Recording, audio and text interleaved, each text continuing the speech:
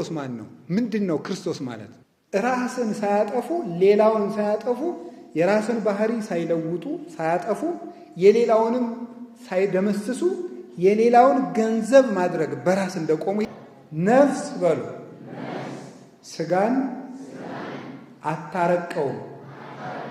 ስጋ ነፍስን አያገዝፍም።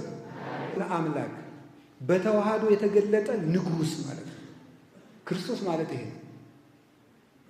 ሌላው ነገር እኮ ትርጉም የለውም። ተክሊል ብትሉት፣ ምንኩስና ብትሉት፣ ቅስና፣ ዲቁና፣ ጵጵስና፣ ሲኖዶስ ምን ብትሉት ሰው ክርስቶስ ካልገባው ምን ትርጉም? ስለ ክርስቶስ ዛሬ ብዙ እያሰቡ ነው። እናንተስ ልጆቼ እኔ ለእናንተ ማን ነኝ ብሎ ቢጠይቀን ማን ብላችሁ ነው የምትመልሱ? ስለኔ የምታውቁ እኔ በእናንተ አይምሮ ውስጥ ያለኝ ቦታ በምንነት ነው? ማን ነኝ እኔ ብሎ ቢጠይቀን ምንድን መልሳቸው? አሁን የጴጥሮስን መልስ መመለስ አለብን። የቅዱስ ጴጥሮስ መልስ ምንድን የሚለው? አንተ ውእቱ ክርስቶስ ወልደ እግዚአብሔር ሕያው፣ አንተ የእግዚአብሔር ልጅ ማን አለው? ክርስቶስ ነህ። እስቲ ክርስቶስ ነህ በሉ። ክርስቶስ ነህ ማለት ነው። በተዋህዶ የተገለጠ በልቤ ላይ ተነበበ ልጅሽ፣ አሁን ስሜ ተጠርቷል በልጅሽ ነው የሚደርሰው። አንድ ሰው በየቀኑ እንዲጨፍር ጭንቅላቱ ሲያስገድደው እንደዚህ እየጨፈርኩ በቀጥል የት እደርሳለሁ ብሎ ቢያስብ ዘፈኑን በአንድ ቀን ማቆም ይችላል። እንደዚያ ነው። እንዲያረኩ በቀጥል መዳረሻ የት ነው? አንድ ሰው ዝም ብሎ ቢተኛ እንቅልፉን ዝም ብሎ ሁልጊዜ እየተኛ እንዲው አንዳንድ ሰው እንዲሁ ላይ ይጠይቃል። እንቅልፍ እየተዋጋኝ ነውና እንደው ከዚያ ለመውጣት ምን ላድርግ ይላል። ማሰብ ነው። ሰው ካሰበ እንቅልፍ አይዋጋው። ስለማያስብ ነው ሰው የሚተኛው። ለምሳሌ አንድ ነገር ንገራችሁ። አንድ ፖሊስ መጥቶ ስማ ሌሊት 8 ሰዓት ለእስራት ለወስድህ እመጣለሁ ቢል ትተኛላችሁ? እንቅልፍ ይወስዳችኋል? ወይም ከሌሊቱ 6 ሰዓት ቤትህ እናቃጥለዋለን ቢሏችሁ ትተኛላችሁ? ስለምናስብ ነው ማንተኛው። ስለዚህ ያንን እያዛለሁ ብለህ ስታስብ አተኛም ማለት ነው። እሸለማለሁ ብሎ ሲያስብም አንዱን ብድግ አድርገን አንተን የ7ቱ አህጉር ፕሬዚዳንት ነገ ጠዋት 2 ሰዓት እንሾማለን ብንለው እንቅልፍ ይወስደዋል? ስለዚህ ሰው ሽልማትም ሲያስብ እንቅልፍ አይወስደውም፣ ሲፈራም እንቅልፍ አይወስደውም። ስለዚህ ሲያስብ ነው ሰው የሚተጋው። ከእንቅልፍ ለመውጣት ማሰብ ነው። ከምንም ነገር ለመውጣት ማሰብ ነው መድኃኒቱ። ሌላው ቢቀር የነፍሱ የጽድቁ የእግዚአብሔሩን ነገር ብንተወው ሰሎሞን ምን ይላል? የእንቅልፍ ብዛት የተቦጫጨቀ ልብስ ያስለብሳል ይላል አይደል? ድሃ ያደርጋል ማለት ነው።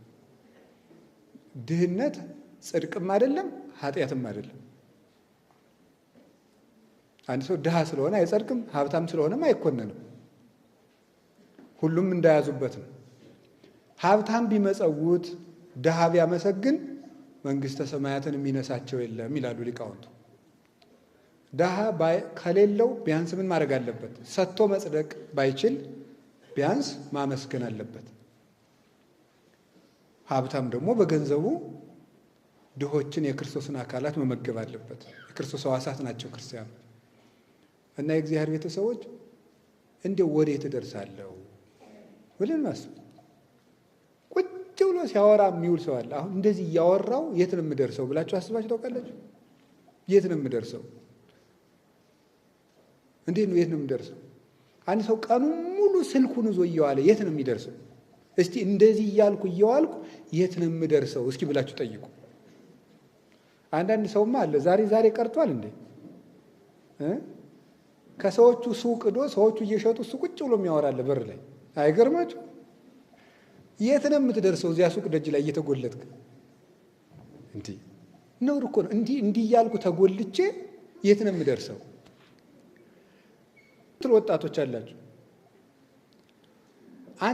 ሰውየው እዚያ ውስጥ ያለው ተጫዋች በጣም ባለሙያ የሆነ በመጣ ቁጥር 100,000 ዩሮ ምናምን ተሸጠ ይባላል አይደል? ይሸጣል። አንተ ግን 10 ብርም አትሸጥም፣ ተጎልተህ ማለት ነው። የእውነቴን እኮ ነው ነገራችሁ። ማምላክን እንደው ጽድቁን ተውት እንዴ! ሰውየው ያንተን አይን እያጠፋ በስክሪን ብዙ ሺህ ዩሮ እየተሸጠ ብዙ ሺህ ዶላር እየተሸጠ ነው። አንተ ምን ሆንክ ነው? ምን ጨነቀኝ ብላችሁ ነው ሰዎቹ ለሚያንከባልሉት ኳስ መከራችሁን የምታዩት? እና የእግዚአብሔር ቤተሰቦች እንዲህ የሆንኩ የት እደርሳለሁ? እስኪ በሉ አንድ ጊዜ ሁላችሁ ንገሩኝ እንጂ።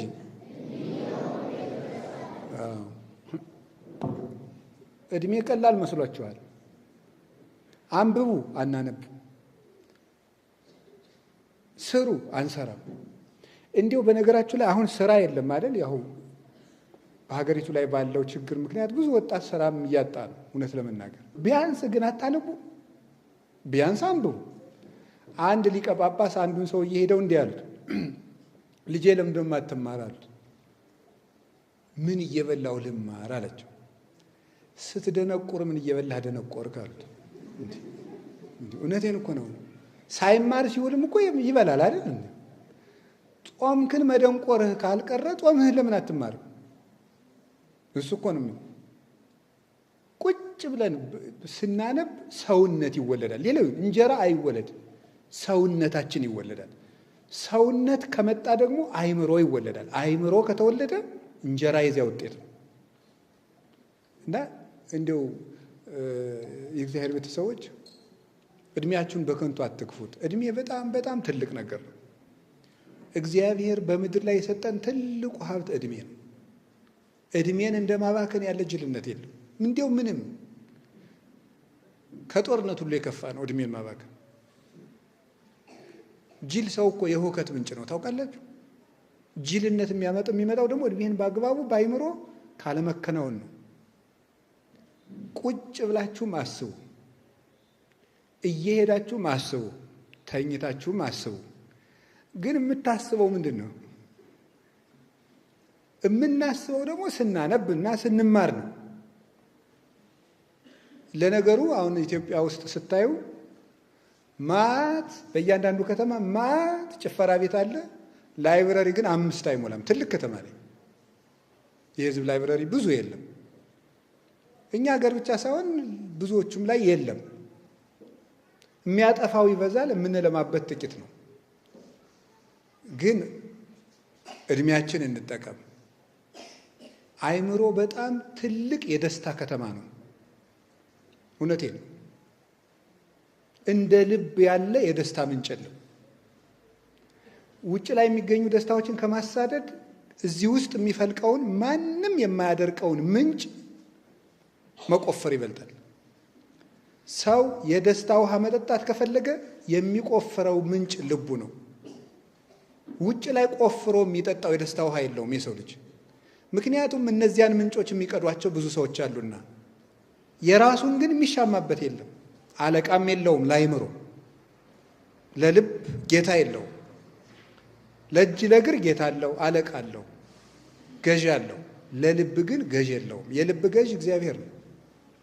ልብ ሲገዛ ከልብ ሰላም ይመጣል። እና የእግዚአብሔር ቤተሰቦች እንዲሁ እኔ ማን ነኝ? ምን ላደርግ መጣሁ? ወዴት እየሄድኩ ነው ብሎ መጠየቅ ይገባል። እስኪ እኔ ማን ነኝ በሉ። ቀጣዩ ጥያቄ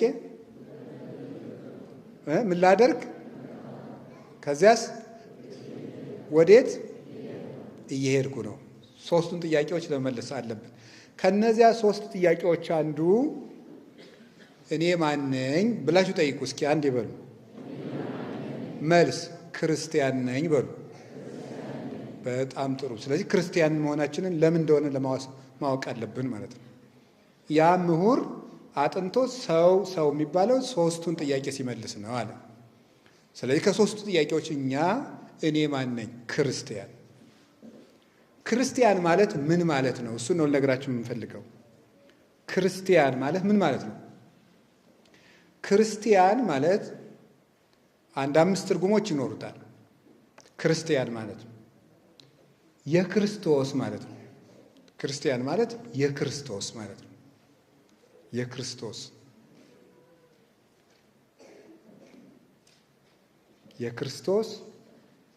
ማለት ነው። ክርስቶስ ማለት ምን ማለት ነው ታውቁታላችሁ? እንግዲህ ሁላችሁም ክርስቲያኖች ናችሁ። ማወቅ አለብን ይሄን ጎበዝ። ክርስቲያን ነን። ክርስቶስ ማለት ምን ማለት? ክርስቲያን ማለት የክርስቶስ ክርስቶሳዊ፣ እንደ ክርስቶስ፣ በክርስቶስ ስለ ክርስቶስ ማለት ነው። ታዲያ እንደዛ ከሆነ ክርስቶስ ማን ነው? ምንድን ነው ክርስቶስ ማለት? ክርስቶስ በአረበኛ አልመሲህ ይባላል። በዕብራይስጥ መሲህ ይባላል። በግሪክ ክርስቶስ ይባላል። በግዕዝ ቅቡእ ይባላል። በአማርኛ ምንድን ነው ክርስቶስ ማለት? ምን ይመስላችኋል? ቅቡእ ማለት ነው። ቅቡእ ማለት ነው። ቅቡእ ማለት ምን ማለት ነው? ቅቡእ ማለት ምን ማለት ነው? ክቡር የተዋሃደ ማለት ነው።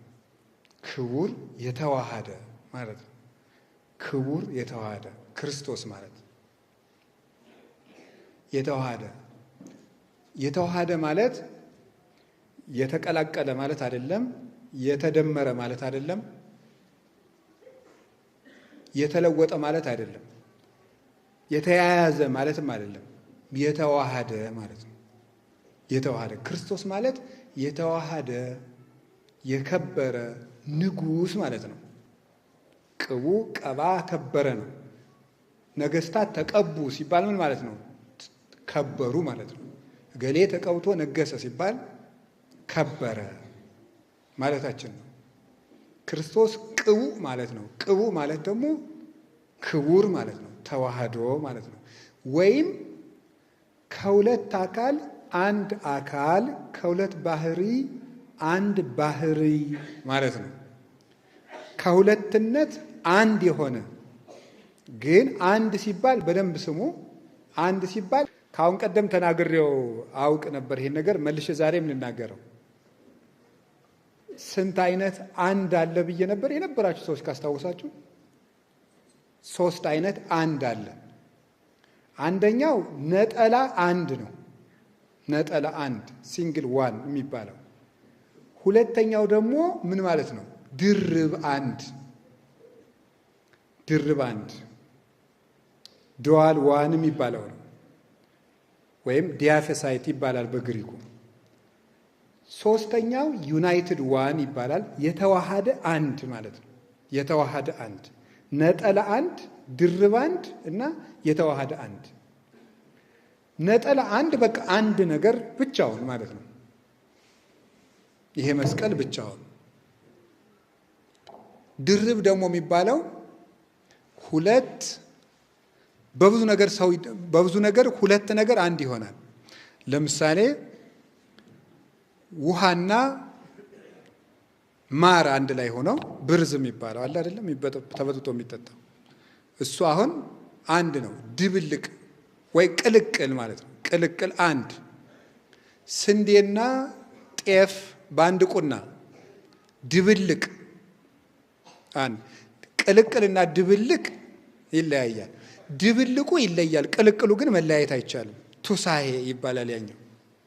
ድብልቁ ጠጠሩን ለብቻ ያን መልቀም ይቻላል፣ ቅልቅሉ አይለይም። ወተትና ቡና ሰው አንድ ላይ ይጠጣል አሉ። ምንድነው ስሙ? እሺ እሱ ማለት ነው። እሱ የተቀላቀለ ነው። የተቀላቀለ አንድ። የተጠጋጋ አንድ ደግሞ አለ።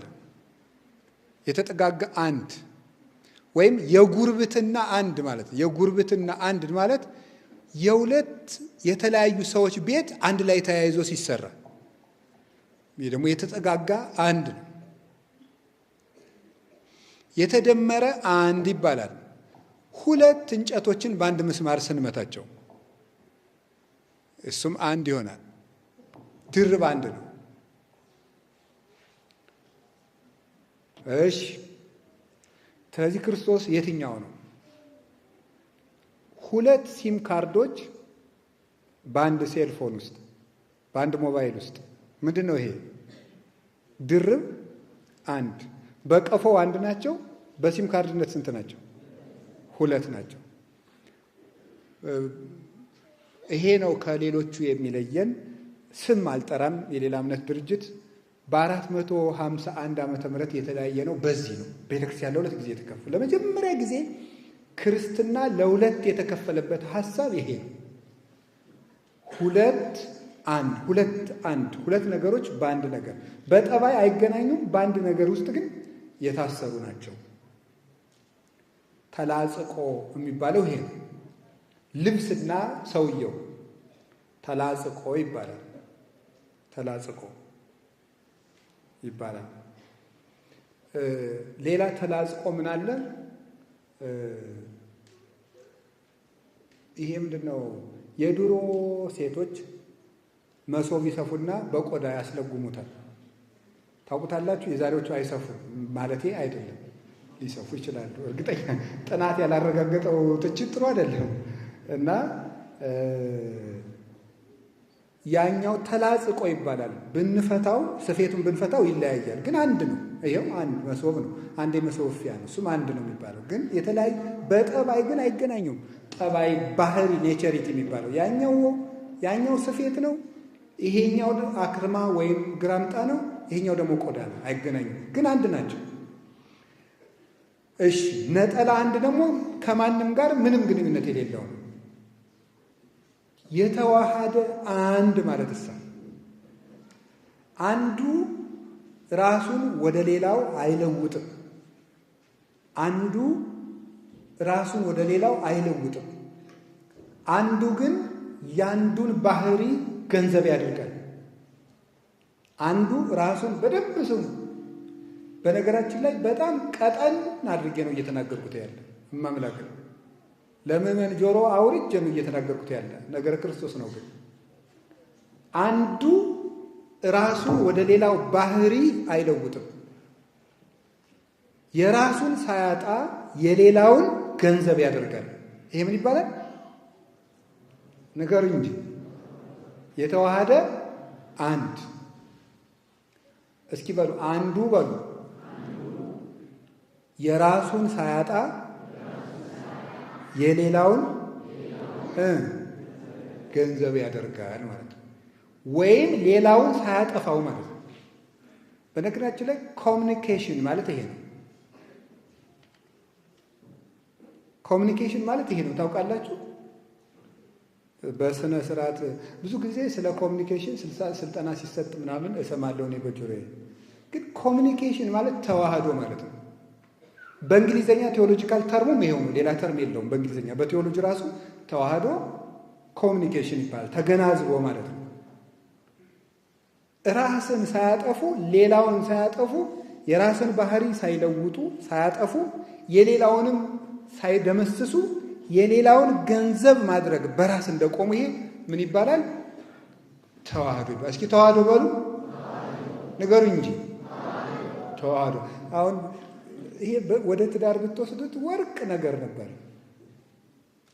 የራስን ሳያጠፉ በሉ አንዴ ይቅርታ፣ የሌላውንም ሳያጠፉ የሌላውን ገንዘብ ማድረግ። አሁን ወንድ ሚስት ሲያገባ ሴትነቷን ምን ማለት የለበትም ማጥፋት የለበትም ብቻ ሳይሆን አትችልም ነው። ሴት ባል ስታገባ ምን ማጥፋት የለባትም? ወንድነቱን ማጥፋት የለባትም። የማይጠፉ ነገሮች ተጠብቀው ይኖራሉ፣ ግን ተዋህደው ይኖራሉ። ይሄ ነው ተዋህዶ ማለት ነው። ነፍስና ስጋ አብረው ነው የሚኖሩት። ተዋህዶ ነው ይሄ። ነፍስ የሚጻፈው ጽሑፍ ይሄ ነው። ለኢየሱስ ክርስቶስ ስም ጉልበት ሁሉ ሊሰግድ ይገባል የሚል ነው ታቦቱ ላይ የሚጻፈው ስም። ማንኛውም ታቦት ቄሶች ተሸክመው ሲወጡ ታቦቱ ላይ የተጻፈው ስም እንዲህ የሚል አረፍተ ነገር ነው። ለኢየሱስ ክርስቶስ ስም ጉልበት ሁሉ ሊሰግድ ይገባል። ይሄ ያልተጻፈበት ታቦት አይባልም። በስሙ ተራራ ፍልሰዋል፣ በትሩ ሽባ ተርትረዋል፣ ሙት ቀስቅሰዋል። እና ምንድነው እኛ ታዲያ የኢየሱስ ክርስቶስን ስም እንዴት አድርገን ነው የምንጠራው? እግዚኦ በሉ እንጂ ማረነ ክርስቶስ፣ ወይም ጌታዬ ኢየሱስ ክርስቶስ ሆይ ምን በላይ ነው ማረኝ። ይሄ በጣም ትልቅ ጸሎት ነው።